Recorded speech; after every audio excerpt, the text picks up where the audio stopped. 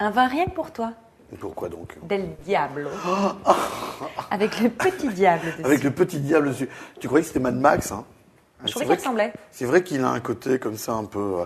Alors, Casillero del Diablo, ça vient de chez Concha y Toro. Ah, on connaît qui, Concha comme y son Toro. nom l'indique, est une entreprise chilienne qui bosse assez bien.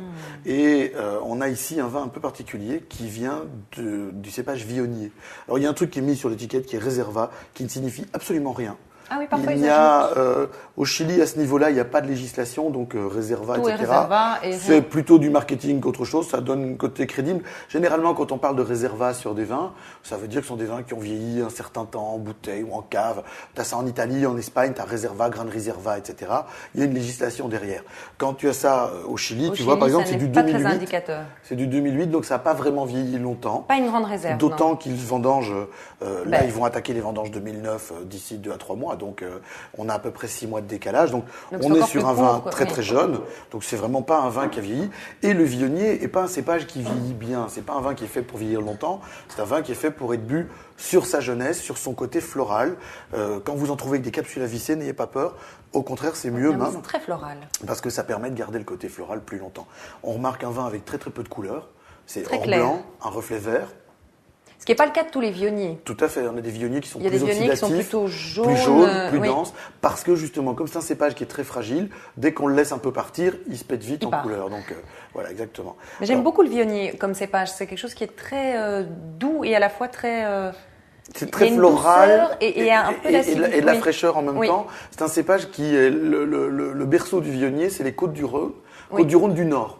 Donc la partie Château-Grillé, qui est un vin assez connu, c'est fait avec du Viognier.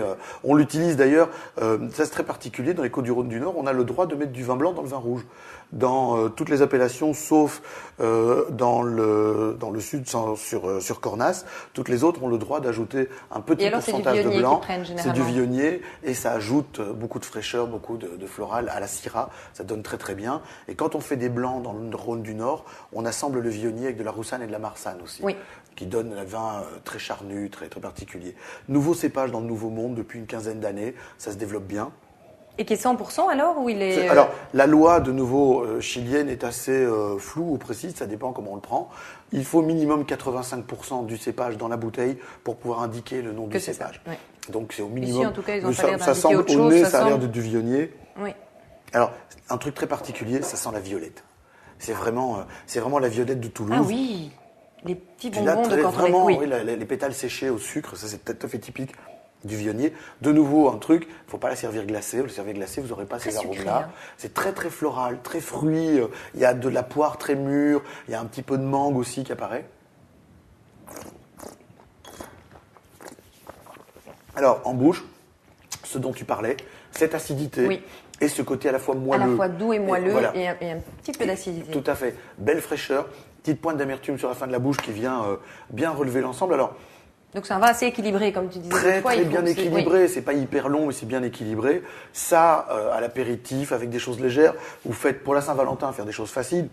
Petit carpaccio de Saint-Jacques, prenez ou de la grosse pétoncle canadienne, Tu que vous l'as coupez en cuisiné trois. ou pas, non? Oh, je peux te faire ça, chérie, il n'y a aucun problème. Je vais chercher mes pétoncles, 2 minutes, on coupe les caméras, je m'en occupe. Et quelques gouttes d'huile d'olive, un petit tour de poivre, un peu de piment d'Espelette pour relever, pas de sel tout de suite, juste à la dernière seconde. Basta cosy.